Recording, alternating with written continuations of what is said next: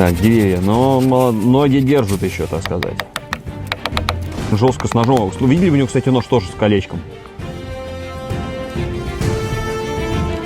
Так, и где там проволоку нашел? Связываем и получаем... О, как бы терочка, это обязательно.